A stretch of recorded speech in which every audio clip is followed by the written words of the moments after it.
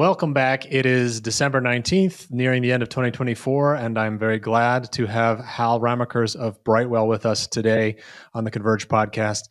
Hal, it's good to have you here. Been a couple times trying to get you on and make this work, and now we're finally here pre-holidays and ready to roll. So how have you been, Hal? And tell us a little bit about your background. Tell us a little bit about Brightwell, obviously, because not all of our listeners are familiar, and just set the stage a bit, and then we'll jump in.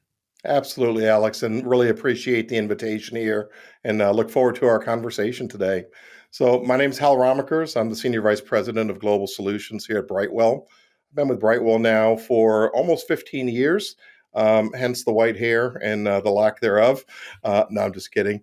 But Brightwell, we are a private equity held fintech based out of Atlanta, Georgia. And we got our beginnings really 15 years ago by focusing for cross-border payments in the cruise line industry. So we had learned about the cruise line still paying all of their employees in cash 15 years ago. So that's always a fun exercise to visualize. When people go on cruises, you think it's all just fun and games, but underneath there's pallets of cash that were going around and people counting it out and then stuffing it into envelopes. A pretty unique problem. And if you think about trying to get that cash on board ship to pay the employees, it was a very significant problem. So we set out to really find a solution on how the cruise lines could actually digitally pay their employees. And that is what we did. And we've been very successful at it. And we now own about 70% of the entire cruise line market globally for paying the cruise lines. So it's been very, very successful. Yeah, it's a big undertaking. It really is interesting. We then came up to the COVID days, and we were kind of an interesting scenario because you own 70% of a market, right? So the interesting thing is when you're private equity held is the private equity company says, well, what are you going to do next? You've done great at what you've done.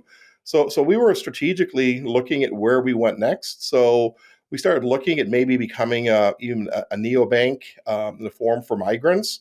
And then along came this big thing called COVID. And COVID really, really changed the world in multiple ways in the form of digitization, moved forward probably 5 years. And also there were a lot more neobank solutions, a lot more localized competitive solutions. And we really looked closely at what we were, and we saw that at our core, we were really unique in that we had a very strong knowledge of cross-border payments from a technical perspective, compliance perspective, and a support perspective. And so we then looked out into the market and we saw all these neobanks and these financial institutions and the corporations as the world became more global very quickly in a digital way. And we really saw an opportunity that some of the tools that we had built for the cruise line industries, that we could make those available for other companies and fintechs and corporations to make it easy for them to do cross-border payments. So that's kind of our background. So we created a new technology called ReadyRemit and Latitude, which we'll talk about a little bit here in a little while. But that's a big overview of who Brightwell is. Yeah, that's a great history and such a unique, interesting evolution that you've seen, and love to learn a little bit more. But let's start with, I guess, obviously you talked about how much the payments industry has evolved and how you've fit into that evolution at Brightwell, coming from the maritime industry, offering global payroll solutions. How have you approached the rise of embedded payments in particular in your business, and how has that really impacted who Brightwell is today? Yeah, it all really came about in the cruise line solution that I was just talking about, all right, in our introduction. The reality was when we rolled out a digital payroll solution for the cruise lines, we used a Visa and a MasterCard prepaid card so that the cruise lines could fund the crew members on these prepaid cards. And we said, hey, that's great. That's going to go ahead and solve their problem. And it did, it solved the cruise line's problem. But we found out very quickly, right, that the crew members, our users, really what they needed to do was they needed to be able to send money home. So we found out quickly that we needed to actually get a digital solution for payments into our payroll program. So we started off in the old fashioned way by using SSO technologies. And this actually started now with Travelex, which is now Convera, who we're talking with here today. You guys were actually the first cross-border solution that we had in our technology, and it started off as as an SSO solution. And then really as technology evolved over the next several years, that's really when we started building an embedded solution. We integrated directly into Convera, and that really was what is embedded today. We've been doing it for many years before it really became the mainstream that it is today. So for us, embedded payments is something we've been doing for many years, and now what we really focused on is how do we get those embedded solutions into other people's solutions, because we recognize how difficult and complex cross-border payments can be. Yeah, and let's talk about that complexity. Obviously, you serve such an international, dispersed population in the maritime industry across the globe.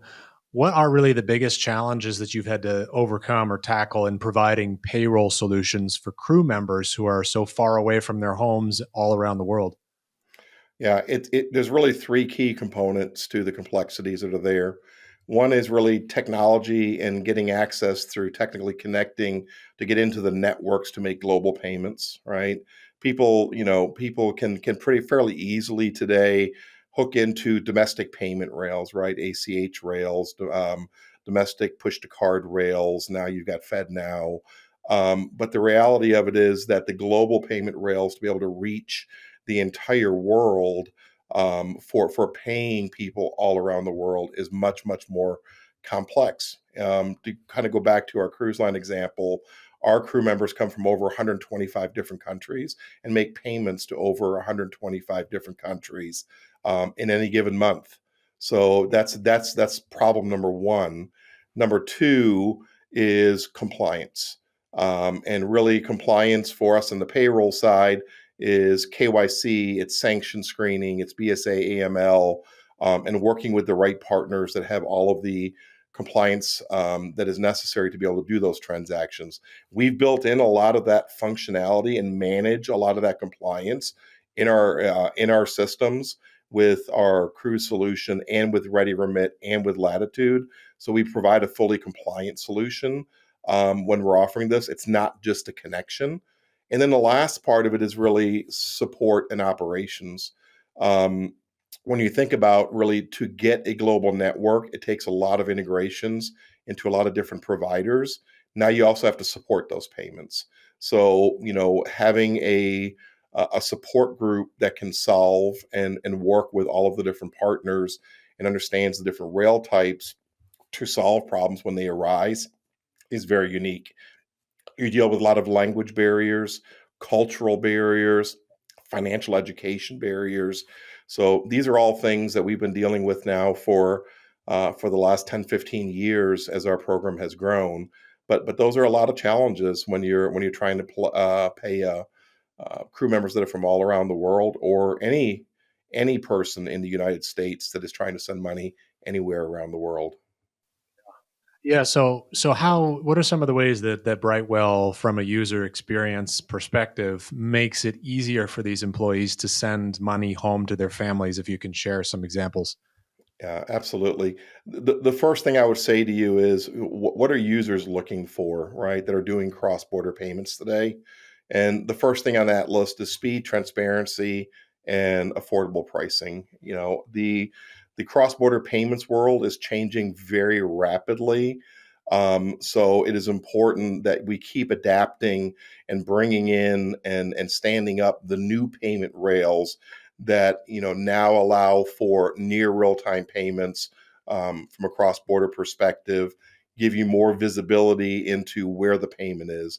You think about Swift in a lot of cases, right? A lot of intermediary banks, a lot of stops along the way, a lot of additional cost in those transactions. But there's a lot of rails now that really, like I said, can be real time, near real time, and then give you a lot more of that visibility into the status of that transaction. I think the payments in the banking world are changing again very rapidly, right? So even within Swift, right? I say it's a little bit older, but Swift now has GPI that gives you a lot more visibility into the transaction. Swift Go, which really accelerates the speed of those transactions. We also work closely with our partners, right? That to make sure that they're working with those local real-time clearing networks, right? So those are like the ACHs here in the U.S., SEPA payments over in Europe. All of those networks are also evolving very quickly to provide real-time payments. You've got push-to-card functionality provided by the major networks now that are also giving 24/7, 365 capabilities to move money. And again, that visibility that you're looking for. And then you've got access to global wallets, right? So we've been continuing to build out our integrations into our partners to ensure that people can not just only reach their bank accounts, but they also want to be able to send money to wallets. Wallets are critical in certain parts of the world, like Southeast Asia, right? Wallets like Gcash, Alipay, they become really the primary financial device for those users as opposed to a bank account.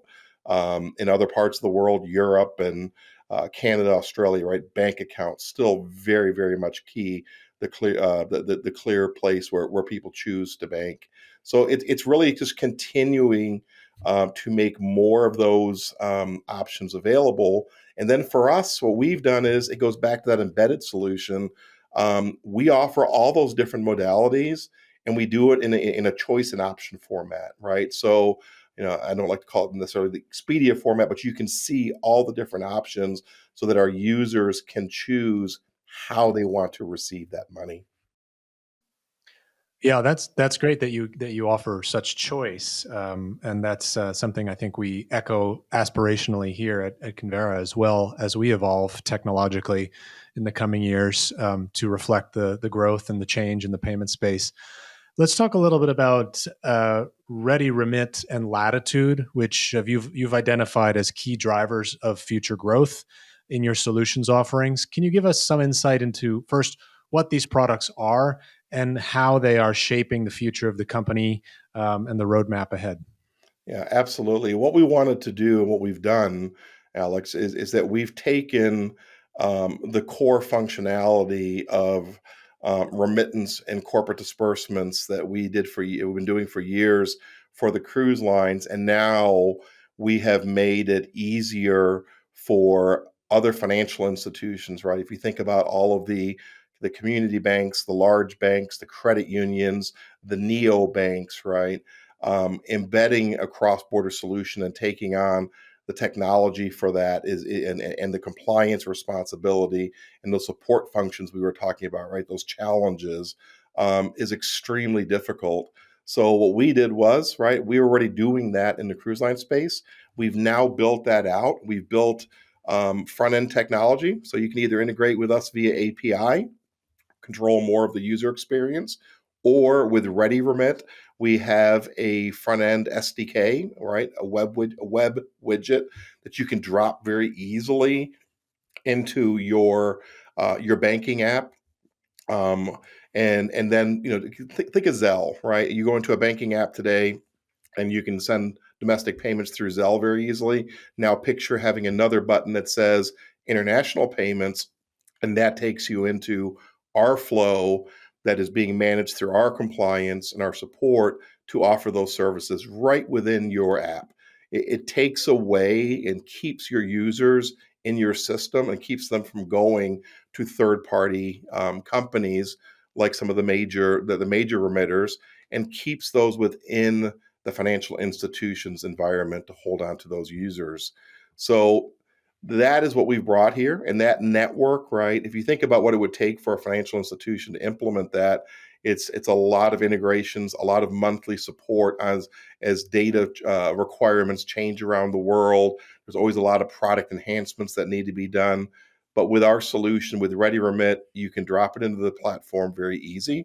We're also integrating with a lot of the core platforms for banks and also the front end platforms for banks to literally make it as easy as flicking a switch technically to turn the solutions on. Latitude, on the other side, really focuses more in the corporate disbursement world, primarily focused around B2C payments.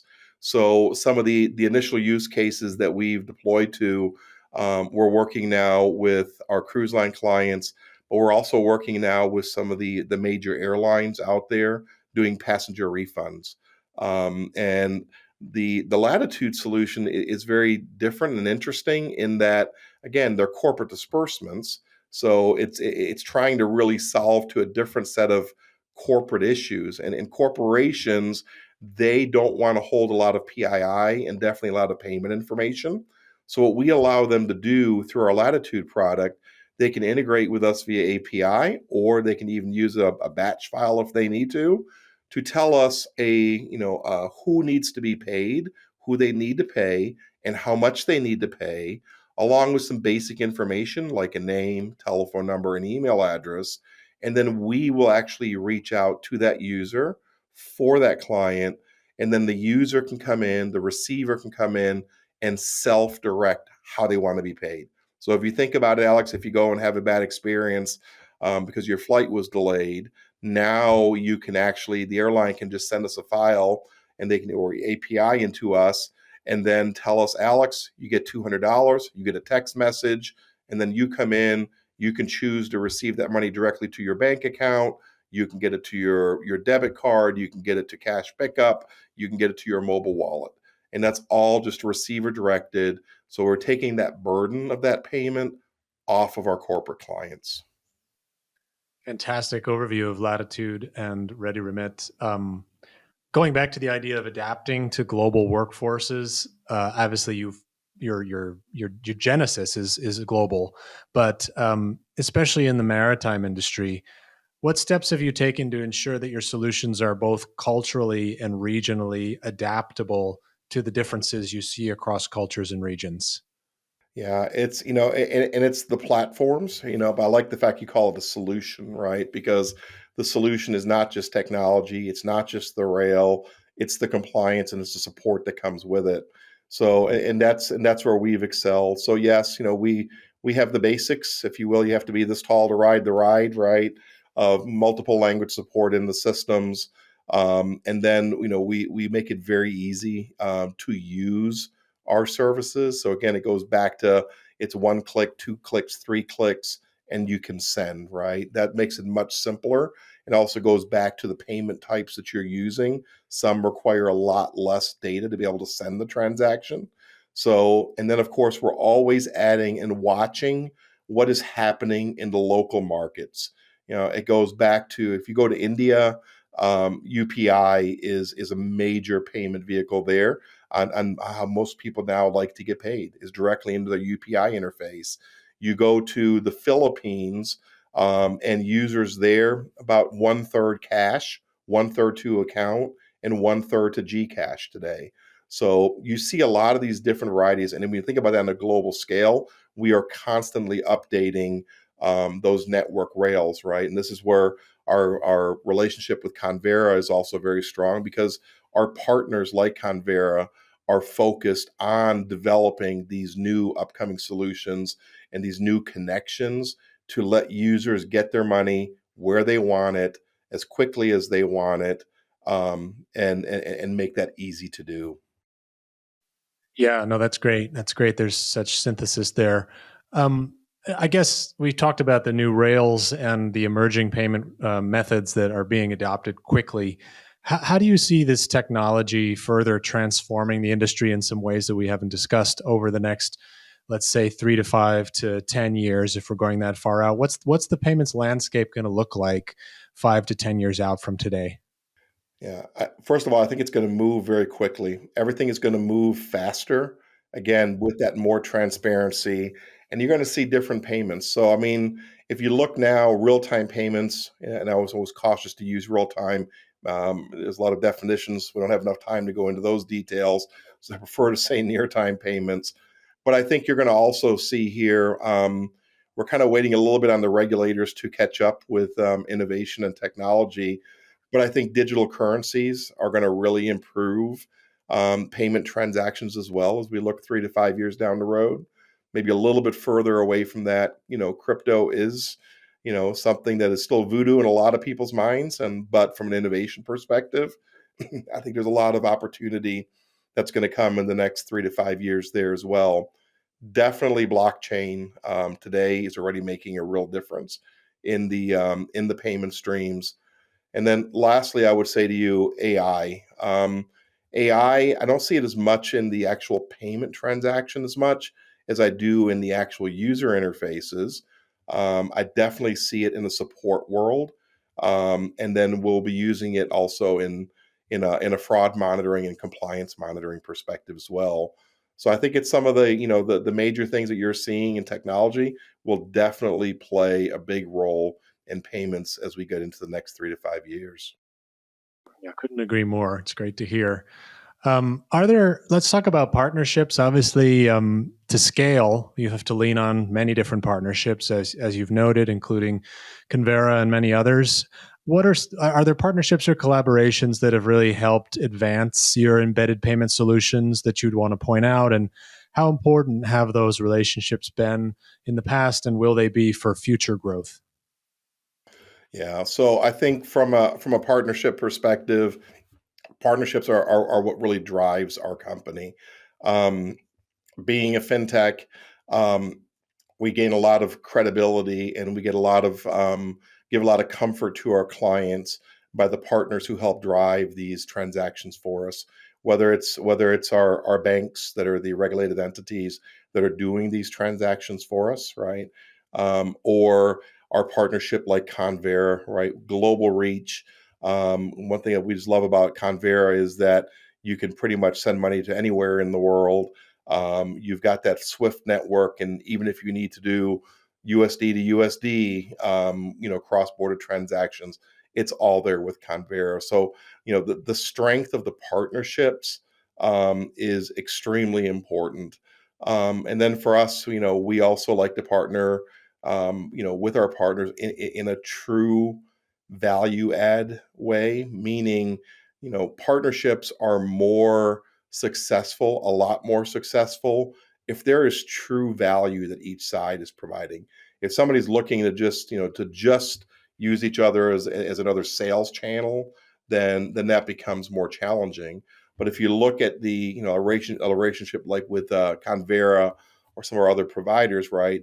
You provide the rails, but then by providing this embedded solutions, this technology, the compliance and the support in front of the rails and the technology and everything that is in the infrastructure that's built at Convera and our other partners, it's that brings the trust into the different financial institutions and the companies worldwide to use that solution. So, I think really these partnerships are really what drive our business. Yep. Yeah, that's great to hear.